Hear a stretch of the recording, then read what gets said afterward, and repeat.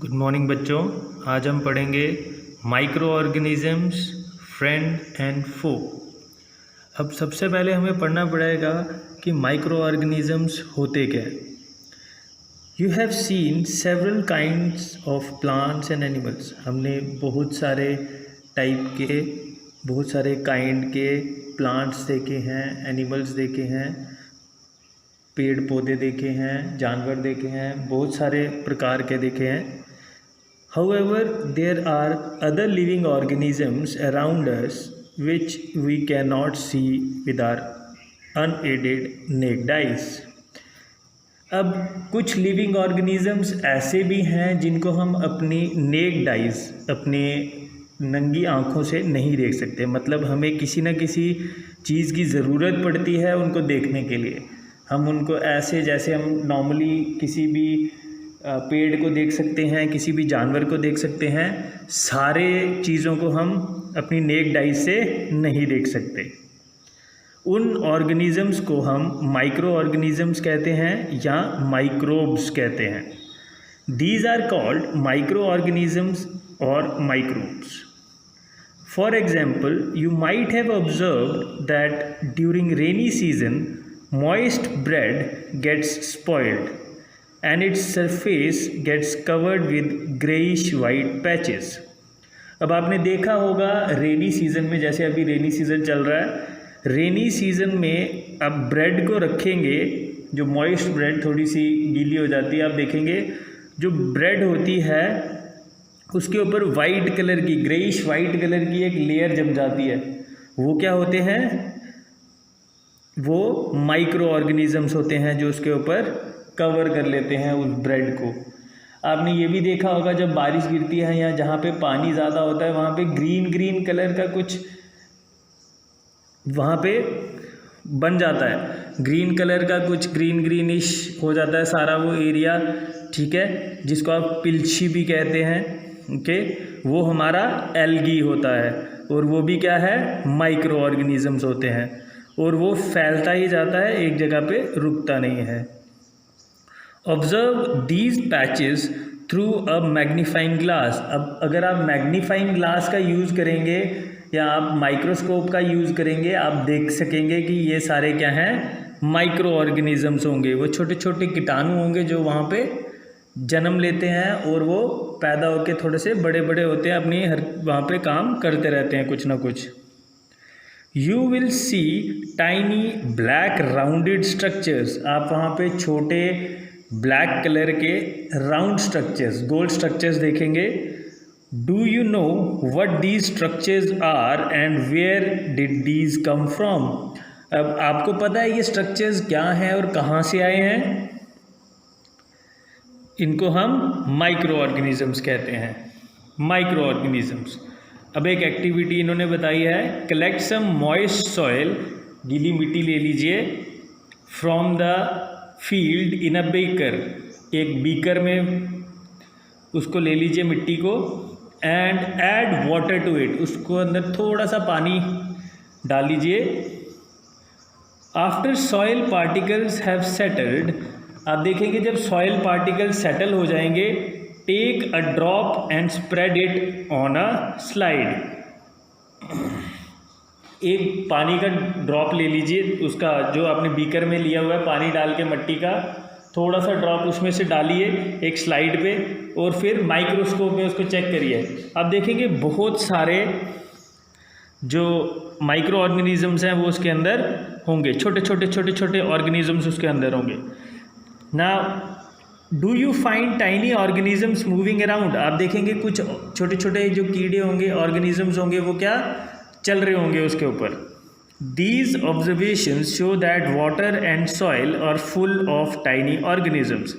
और अब इस चीज़ से आप देखेंगे कि जो पानी है, मट्टी है, इसमें भी क्या है? छोटे छोटे ऑर्गेनिजम्स होते हैं। अगर आप अपने हाथ पे भी माइक्रोस्कोप लगा के देखेंगे, उसके ऊपर भी बहुत सारे ऑर्गेनिजम्स होंगे। और हमारी बॉडी के अंदर भी बहुत सारे ऑर्गेनिजम्स हैं। हमारी बॉडी जो है वो फुल ऑफ माइक्रो ऑर्गेनिजम्स है, बहुत सारे माइक्रो ऑर्गेनिजम्स इसके अंदर काम करते हैं, तभी हमारी बॉडी अच्छी तरह से चलती है।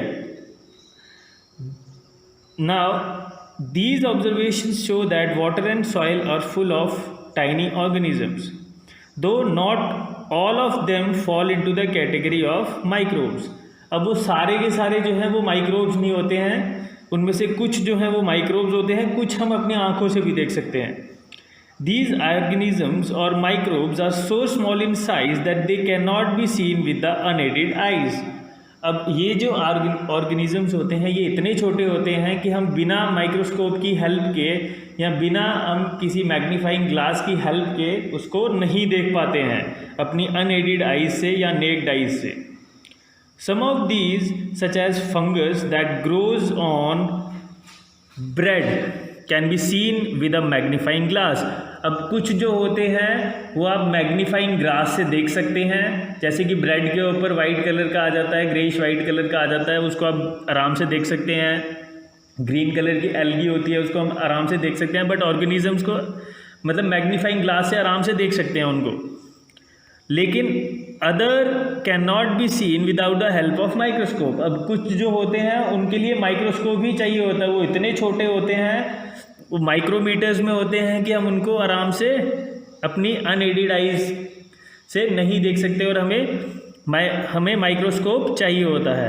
That is why these are called micro organism. अब क्योंकि हम माइक्रोस्कोप की हेल्प से ही उनको देख पाते हैं इसलिए हम उनको क्या बोलते हैं, micro organisms. Micro organisms are classified into 4 major groups. अब माइक्रो ऑर्गेनिजम्स जो होते हैं उनको 4 मेजर ग्रुप में बांटा गया है. ग्रुप कौन कौन से हैं? Bacteria, fungi, protozoa and some algae. अब बैक्टीरिया है, फंजाई भी है, उसको फंजाई को आप फंगी भी बोलते हैं कुछ बंदे, आप प्रोटोजोआ बोल सकते हैं और एल्गी बोल सकते हैं. सम ऑफ दीज कॉमन ऑर्गेनिजम्स, अब आपको कुछ ऑर्गेनिज्म जो हैं वो फिगर में शो किए गए हैं, आपको फिगर शो कर देते हैं.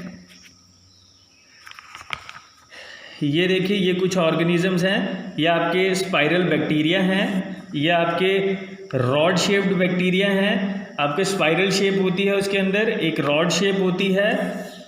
ये आपका क्लेमेडोमेनोस है, स्पाइरोगाइरा है, एमीबा है, पैरामीशियम है, एस्परजिलस है, पेनिसिलियम है, ये ब्रेड मोल्ड्स हैं. तो ये सारे आपके कुछ ऑर्गेनिजम्स इन्होंने दिए हैं यहाँ पे. इसमें से अमीबा, पैरामीशियम आपका बहुत इम्पॉर्टेंट है. इसके साथ पेनिसिलियम भी आप याद कर सकते हैं इजीली, और राउंड शेप बैक्टीरियाज भी आप और स्पाइरल शेप बैक्टीरिया आप थोड़ा सा दिमाग में रख सकते हैं. अब ये हैं आपके bacterias, spiral shape bacteria, rod shape bacterias. ये हैं आपके एल्गी, कैलमेडोमेनस, स्पाइरोगेरिया, अमीबा, पैरामीशियम, ये आपके प्रोटोजोआ है. इसके बाद फंजाई है, पेनिसिलियम है, एस्परजिलियस है, ब्रेड मोल्ड्स हैं. अब वायरसेस देखेंगे. Viruses are also microscopic. अब जो वायरसेस होते हैं वो भी माइक्रोस्कोपिक होते हैं, वो भी आपके माइक्रो ऑर्गेनिजम्स में फॉल करते हैं. They however reproduce only inside the cell of the host organism. अब जो वायरस होता है उनको एक बॉडी चाहिए होती है, एक होस्ट ऑर्गेनिज्म चाहिए होता है ताकि वो काम कर सकें, ताकि वो रिप्रोड्यूस कर सकें.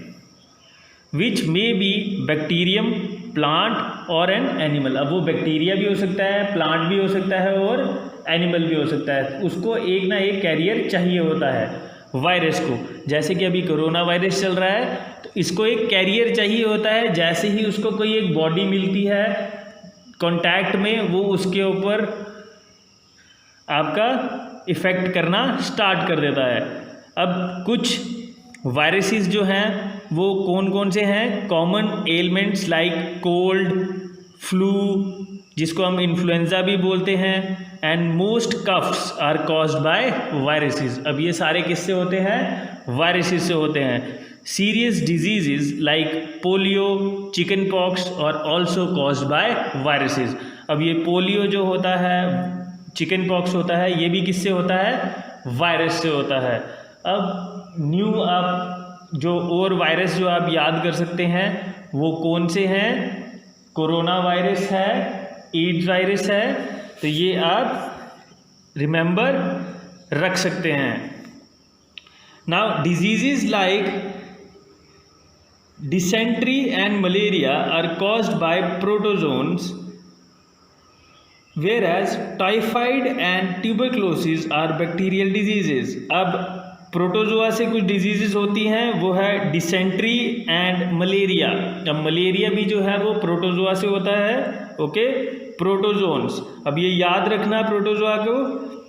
और टाइफाइड एंड ट्यूबरक्लोसिस बैक्टीरिया से होते हैं। अब की बैक्टीरियल डिजीजेस हैं तो ये बैक्टीरिया के हार्मफुल इफेक्ट्स में आ सकता है, उनके डिजीजेस के एग्जाम्पल में आ सकता है।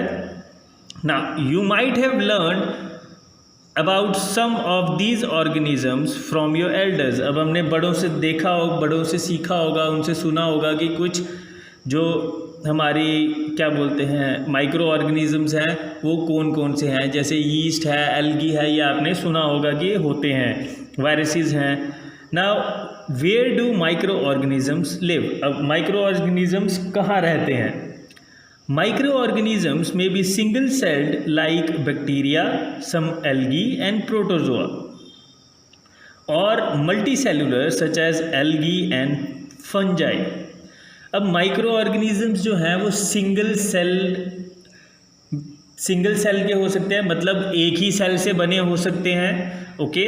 अब कुछ बॉडीज़ होती हैं वो सिंगल सेल्ड होती हैं, जो एक ही सेल से बन जाती हैं। कुछ बॉडीज़ होती हैं मल्टी सेलुलर, जैसे हमारी बॉडी है ये मल्टी सेलुलर है, इसमें ब्लड सेल्स हैं, मसल सेल्स हैं, बहुत सारे सेल्स हैं, तो वो सारे क्या है मल्टी सेलुलर बन जाता है। अब सिंगल सेल्ड बॉडीज़ कौन कौन सी है हमारे पास? हमारे बैक्टीरिया जो होते हैं वो सिंगल सेल होते हैं, कुछ एल्गी और प्रोटोजोआ जो हैं वो भी सिंगल सेल्ड होते हैं। अब मल्टी सेलुलर में कौन से हैं? आपका एल्गी और फंजाई जो है वो मल्टी सेलुलर है। They can survive under all type of environment. अब ये किसी भी टाइप के इन्वायरमेंट में सर्वाइव कर सकते हैं, इनको कोई पर्टिकुलर इन्वायरमेंट नहीं चाहिए कि ड्राई होना चाहिए, वेट होना चाहिए, ठंडा होना चाहिए, गर्म होना चाहिए, इनको इससे कोई फ़र्क नहीं पड़ता। Ranging from ice cold climate to hot springs and desert to marshy lands. अब ये किसी भी ठंड के इलाके में हो सकता है, कितनी भी गर्मी में हो सकते हैं, डेजर्ट में हो सकते हैं, वेटलैंड में हो सकता है, okay. Now they are also found inside the bodies of animals including human. अब ये किसी भी एनिमल की बॉडी में हो सकता है, जैसे कि ह्यूमन्स में भी होता है।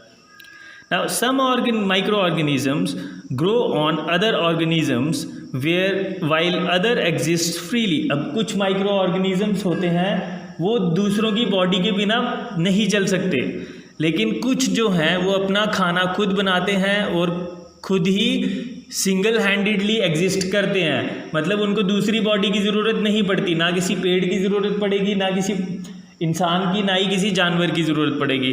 बट कुछ जो हैं उनको दूसरों की ज़रूरत पड़ती है, कुछ माइक्रो ऑर्गेनिजम्स को बॉडी की ज़रूरत पड़ेगी, कैरियर की ज़रूरत पड़ेगी। अब micro organisms like amoeba can live alone. अब अमीबा जो है उसको दूसरे ऑर्गेनिजम्स की ज़रूरत नहीं पड़ती, कैरियर की ज़रूरत नहीं पड़ती, और वो क्या करता है फ्रीली एग्जिस्ट करता है। वाइल फंजाई एंड बैक्टीरिया में लिव इन कॉलोनीज। अब जो फंजाई है, जो बैक्टीरिया है, वो कॉलोनीज में रहते हैं, मतलब एक साथ रहते हैं, उनको अकेले रहने का कुछ नहीं होता। जैसे अमीबा है वो अकेला भी रह लेता है, उसको झुंड में रहने की ज़रूरत नहीं पड़ती। बट जो फंजाई है, बैक्टीरिया है, ये कॉलोनीज में रहते हैं, ये एक साथ झुंड में आएंगे, मतलब अकेले नहीं होंगे, okay. Micro organisms and man. अब माइक्रो ऑर्गेनिजम्स आदमी को कैसे हार्मफुल हैं, कैसे फ्रेंडली हैं, हम ये देखेंगे। Micro organisms play an important role in our lives. अब माइक्रो ऑर्गेनिजम्स हमारी ज़िंदगी में बहुत इंपॉर्टेंट रोल प्ले करते हैं। Some of them are beneficial in many ways, whereas some other are harmful and cause diseases.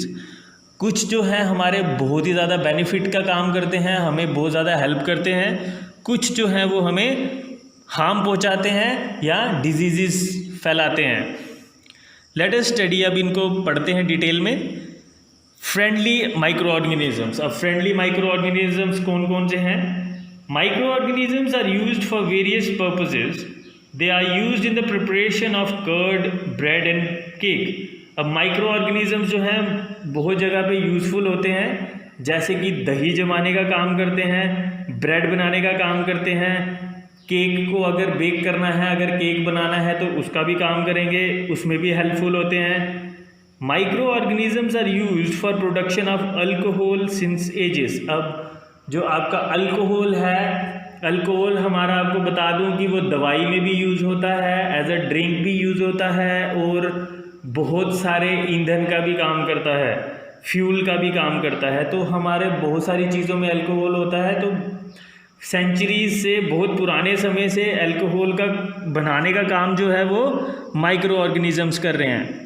They are also use in cleaning up of the environment. अब environment को clean करने का काम भी करते हैं, क्योंकि बहुत सारी चीज़ें होती हैं जो ये बैक्टीरियाज खा लेते हैं, बैक्टीरियाज उनको ठीक तरह से डिस्ट्रॉय कर देते हैं, डिकम्पोज कर देते हैं और चीज़ों को, हमारे इन्वायरमेंट को क्लीन करते हैं। नहीं तो आप देखिए कितने पत्ते गिरते हैं, कितने पेड़ गिरते हैं, लेकिन फिर भी जो है आप देखेंगे वो उसको मैन्योर में चेंज कर देंगे, उसको डिकम्पोज कर देंगे।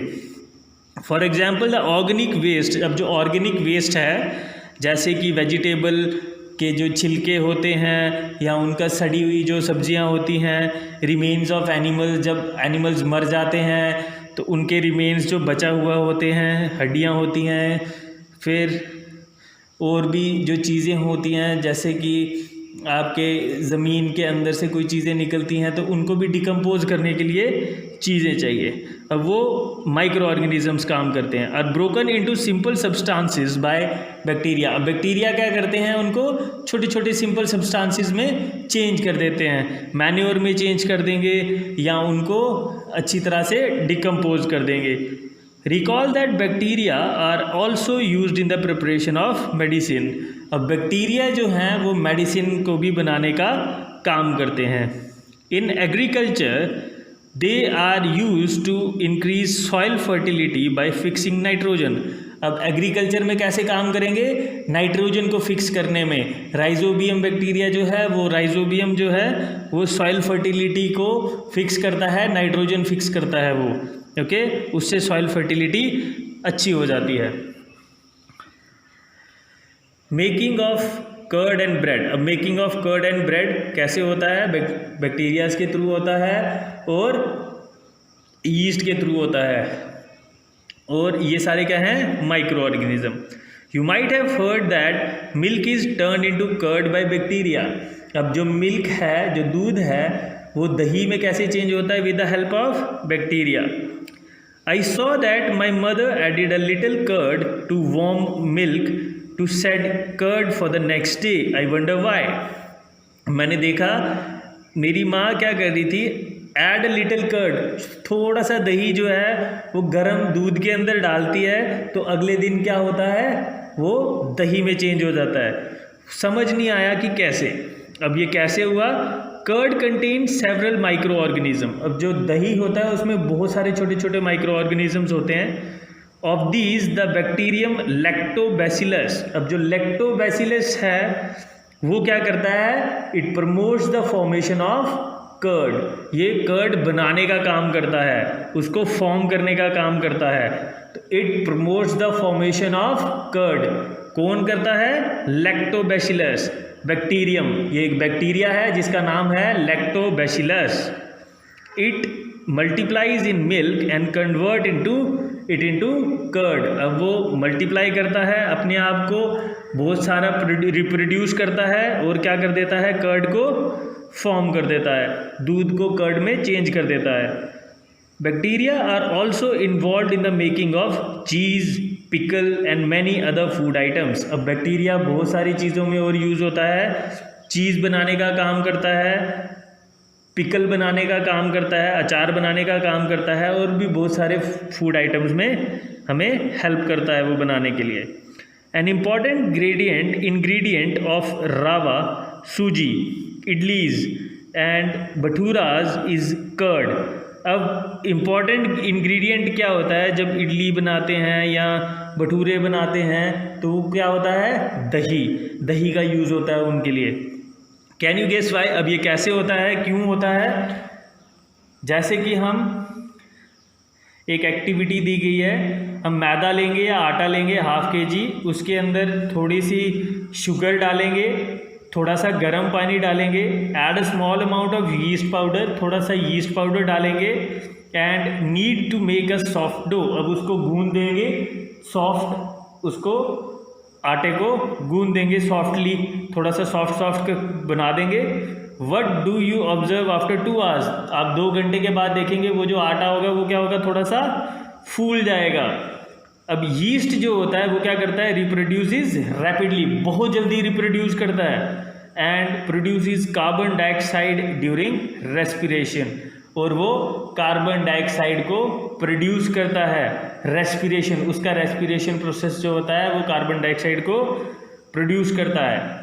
Bubbles of gas fill the dough. अब कुछ गैस के बबल जो होते हैं वो क्या करता है, आटे को फुला देते हैं, उसके अंदर फिल कर देते हैं, उसके अंदर भर जाते हैं, और उसका वॉल्यूम जो होता है, उसका जो एरिया कवर करने का होता है, जो पूरा मतलब पूरा का पूरा वॉल्यूम जो कवर करता है जिस बर्तन में उसको रखते हैं, वो बढ़ जाता है। This is the basis of the use of yeast in the baking industry for making breads, pastries and cakes. अब यही जो है, यही यीस्ट जो है वो कहाँ काम करता है, बेकिंग इंडस्ट्री में काम करता है, ब्रेड बनाने के लिए, पेस्ट्रीज बनाने के लिए और केक्स बनाने के लिए। Okay,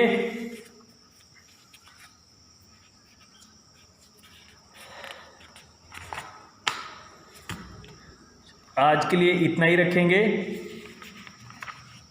thank you. अगर कुछ भी समझ ना आए आप मेरे को पूछ सकते हैं और मैं आपको उसके आंसर्स दे दूँगा। Thank you.